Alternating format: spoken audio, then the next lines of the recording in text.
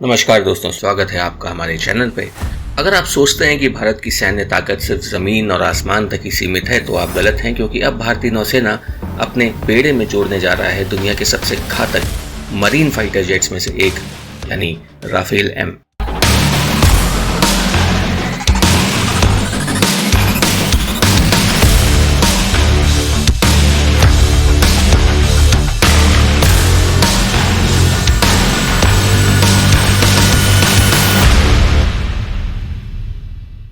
जी हाँ, आपने सही सुना। भारत ने फ्रांस के साथ एक मेगा डील पे हस्ताक्षर किए हैं, जिसके बाद अब हमारे वॉरशिप्स पर राफेल एम अपनी तूफानी ताकत दिखाएगा।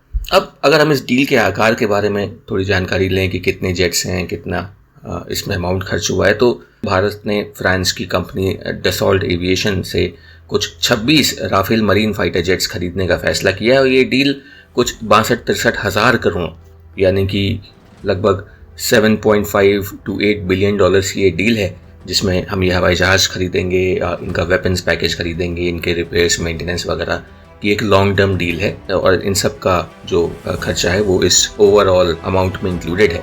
यानी भारत ने एक बार फिर अपने डिफेंस पावर को अपग्रेड करने के लिए एक जोरदार कदम उठाया है। महंगा है लेकिन अच्छा है, क्योंकि ये फाइटर्स एकदम कटिंग एज हैं। 4.5 जनरेशन के बेहतरीन फाइटर्स हैं, अपने आप को वॉर में प्रूव कर चुके हैं।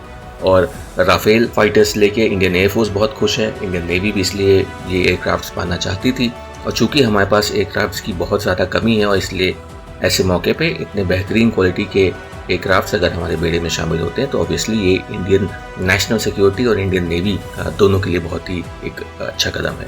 तो दोस्तों, हम ये समझने की कोशिश करते हैं कि आखिर ये डील स्पेशल क्यों है, खास क्या है इसमें, और इसमें हमारी नेवी को क्या मिलेगा। तो सबसे पहले तो राफेल एम एयरक्राफ्ट कैरियर से उड़ान भरने की क्षमता रखते हैं। यानी भारत के जो एयरक्राफ्ट कैरियर्स हैं, जो विमान वाहक पोत हैं हमारे INS विक्रांत और INS विक्रमादित्य, इन पे आसानी से राफेल एम उतर सकते हैं और यहाँ से उड़ान भर सकते हैं, जो नौसेना के लिए इन विमानों को बहुत ही खास बनाता है।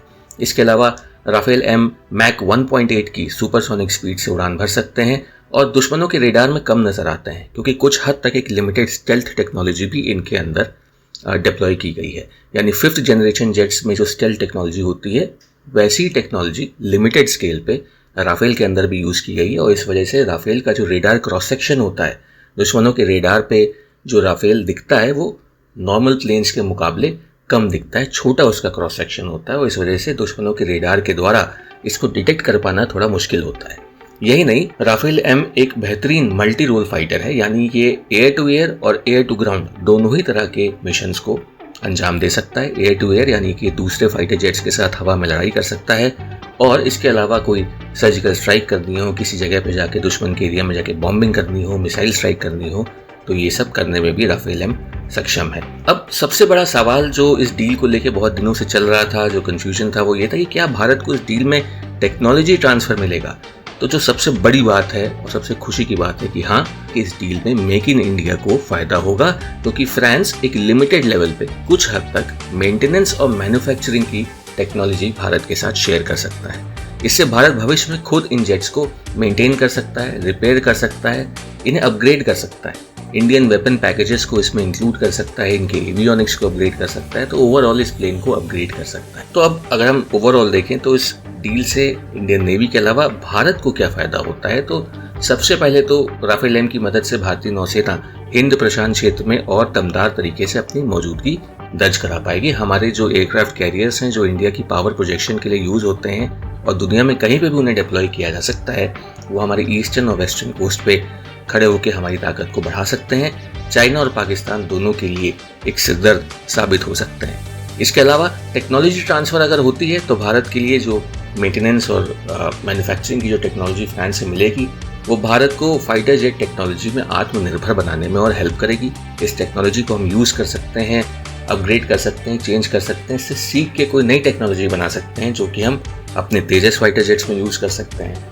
ये आने वाले समय में जो हमारा एम का आने वाला है, या नेवी के लिए जो हम जहाज बना रहे हैं, इन सब फाइटर जेट्स में हम ये जो टेक्नोलॉजी यहाँ से सीखेंगे उसे यूज़ कर सकते हैं। इसके अलावा ये फाइटर जेट्स ब्रह्मोस मिसाइल का जो एयर लॉन्च्ड वर्जन है, उस मिसाइल को भी ले जाने में सक्षम है, और इस वजह से दुश्मनों के लिए खतरा, और चूंकि इनका रेडार क्रॉस सेक्शन कम है, बेहतरीन एयर टू ग्राउंड स्ट्राइक करने में सक्षम हैं, इसलिए जब ये ब्रह्मोस से भी लैस हो जाते हैं तो राफेल एक बेहद ही ज़्यादा खतरनाक प्लेटफॉर्म बन जाते हैं और दुश्मनों के लिए ये वाकई में एक बड़ी चिंता का विषय बन सकते हैं।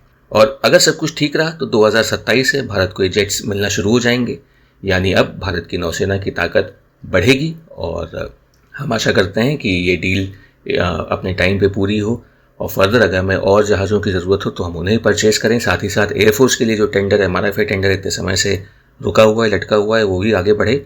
और मोस्ट प्रोबेबली मुझे लगता है कि एयरफोर्स भी राफेल के एयरफोर्स वाले वर्जन के लिए जाएगी, क्योंकि ऑलरेडी यहाँ पास 36 राफेल हैं। तो the air force is probably going to decide कि हम फर्दर और राफेल प्रोक्योर करें। तो लेट्स सी आगे क्या होता है, वो देखते हैं। कुछ नया अपडेट आता है तो मैं आपको इन्फॉर्म करता हूँ।